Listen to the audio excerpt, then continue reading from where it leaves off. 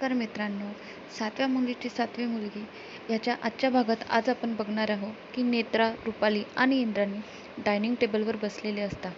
नेत्रा मनामध्ये बोलत असते की ही नाती-गोती किती आपलीशी वाटता, ही माझीच आहेत आणि ही अशीच राहावी. रुपाली मनात बोलते, तू बस ही नाती कुरवाळत. आता बघ, मी ह्या सगळ्यांपासून तुला दूर करते. इंद्राणी मनात म्हणत असते, नेत्रा, ही सगळी नाती तुझ्यामुळे आहेत. हे सगळं तुझ्यामुळेच घडते आहेत. तू ह्या सगळ्या माणसांना बांधून ठेवलंय. नेत्रा मनात म्हणते, देवी आई, माझ्या सगळ्या माणसांना सदैव असेच एकत्र ठेव. रुपाली मनात म्हणते, मी पण पाहते किती दिवस तू असंच या माणसांना बांधून ठेवणार आहे. या सगळ्यांमध्ये फूट पाडली नाही तर बघ, माझं नाव पण रुपाली नाही. पण तसं पण तुझा मृत्यू जवळ आला आहे. मी पण बघते तुला कोण वाचवतो. तर नेत्रा मनात म्हणते, असेही मी आता माझ्या माणसांच्या केसालाही धक्का लागू देणार नाही. त्यानंतर आपण बघितलं की इंद्राणी तिच्या रूममध्ये एक पुस्तक वाचायला बसलेली असते. पण तिच्या डोक्यात तेच विचार चालू असतात की रुपालीने सांगितलं होतं की रुपाली काहीतरी प्लॅनिंग करते आहे, ज्याच्यामुळे 4च दिवसात नेत्राचा मृत्यू होईल आणि तिची तिरडी या घरातून उठेल. आणि बुवासुद्धा भेटले होते, त्यांनीही सांगितलं आहे नेत्राचा मृत्यू अटळ आहे. हे सगळं ती विचार करत असते आणि त्यांचे बोललेले वाक्य हे ती आठवत असते. आणि ती म्हणते की नेत्राचा जीव आता फक्त तीच वाचवू शकते. मग इंद्राणी म्हणते, ही रुपाली तर मला आता नेत्राला कसं मारायचं हे सांगणार नाही, कारण तिला माझ्यावर संशय आहे. पण आता रुपालीच्या मनात काय चाललं आहे मला कसं समजणार. मग तिला अचानक विचार येतो, ग्रंथामुळे मी या घरात आहे. ग्रंथामुळेच मला पद्माकर राज्याध्यक्ष सापडले आणि मी माझ्या आईचा बदला घेता आला. आता ग्रंथामुळेच मला कदाचित उपाय सापडेल. मग ती म्हणते, मला ग्रंथ शोधला पाहिजे. देवी आई, मला काहीतरी रस्ता दाखव. मला नेत्राचा जीव वाचवायचा आहे. दुसरीकडे नेत्रा ग्रंथासमोर हात जोडून उभी असते. त्यावेळी अद्वैत तिथे येतो आणि म्हणतो, नेत्रा, तू ठीक आहेस ना? तर नेत्रा म्हणते, हो. मग नेत्रा म्हणते, अद्वैत साहेब, मला लवकरात लवकर आबांशी बोलून हा ग्रंथ देवी आईच्या देवळात ठेवायचा आहे. तर अद्वैत म्हणतो, हो चालेल. आणि नेत्रा मागे वळते तर तिच्या नाकातून रक्त येत असते. हे बघून अद्वैत घाबरतो आणि म्हणतो, नेत्रा. नेत्रा म्हणते, काय झालं साहेब? तो म्हणतो, रक्त. आणि पळत पळत जाऊन नॅपकिन घेऊन येतो आणि रक्त पुसायला लागतो आणि म्हणतो, नेत्रा, तू ठीक तर आहेस ना? नेत्रा, तुला काय झालं आहे? नेत्रा, तू माझ्यापासून काहीतरी लपवत आहे. प्लीज सांग ना मला. काही लपवू नकोस माझ्यापासून. सांग ना. नेत्रा म्हणते, साहेब, हे सगळं माझ्या मृत्यूबद्दल आहे. हे सगळं ऐकून अद्वैतला धक्काच बसतो. मग नेत्राने इंद्राणी आत्यांना सांगितलेलं सगळं काही सांगते. कसे तिला बुवा भेटले होते आणि त्यांनी सांगितलं की नेत्राचा मृत्यू हा अटळ आहे. अद्वैतच्या डोळ्यातून पाणी यायला लागते आणि नेत्रा म्हणते, साहेब, प्लीज तुम्ही काही काळजी करू नका. मला काहीही होणार नाही. अद्वैत म्हणतो, नेत्रा, तुझ्या आणि मृत्यूमध्ये आता मी उभा आहे.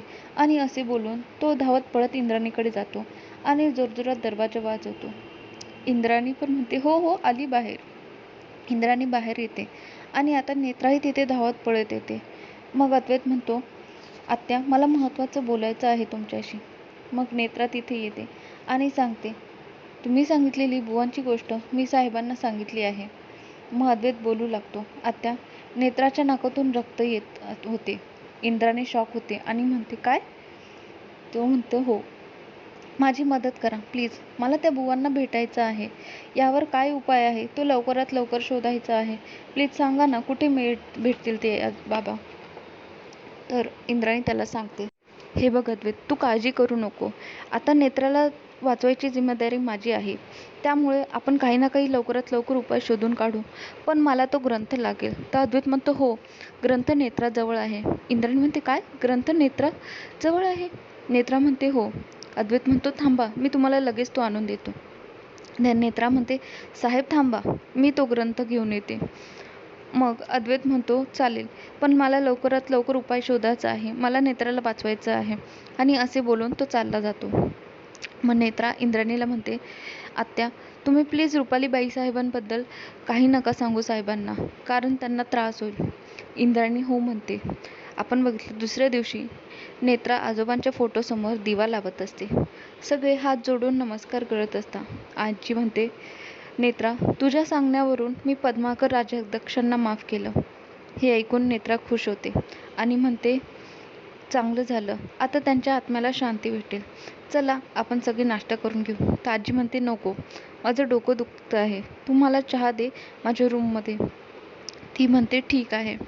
मग शेखर आणि अद्वैत नाश्ता करायला बसतात. तेवढ्यात ते म्हणतात, नेत्रा तू पण बस. तर नेत्रा म्हणते, हो. तेवढ्यात तिथे रुपाली येते. तर शेखर आणि अद्वैत टॉपिक चेंज करतात आणि शेखर तिथून अद्वैतला घेऊन चालला जातो आणि म्हणतो, चल आपल्याला लवकर काहीतरी काम आहे. हे बघून रुपालीला कळत नाही की नक्की काय झाले आहे. मग ती नेत्राजवळ येते आणि तिचा हात पकडून तिला त्या भिंतीजवळ घेऊन जाते आणि म्हणते, हे बघ, हे तुझी आवडती माणसं ममता आणि पद्माकर. लवकरच तुझाही फोटो ह्या भिंतीवर लागणार आहे, त्यामुळे तयारी कर. तूही लवकरात लवकर आता त्यांच्याजवळ पोचशील. नेत्रा काही न बोलता चालली जाते आणि नाश्त्याची तयारी करायला लागते. मग ती स्वतःची प्लेट वाढून घेते. तेवढं तिला आठवतं की आजींना चहा द्यायचा आहे, म्हणून ती चहा घेऊन आजींच्या रूममध्ये जाते. रुपाली तिच्या प्लेटकडे बघत असते आणि काहीतरी विचार करत असते.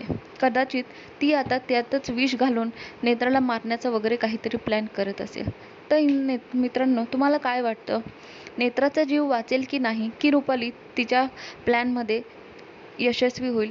तर काय वाटतं तुम्हाला या सगळ्यांबद्दल? तर माझ्या चॅनलला लाईक करा, सबस्क्राईब करा आणि तुमचे ओपिनियन मला कमेंट्समधून कळवा. थँक्यू.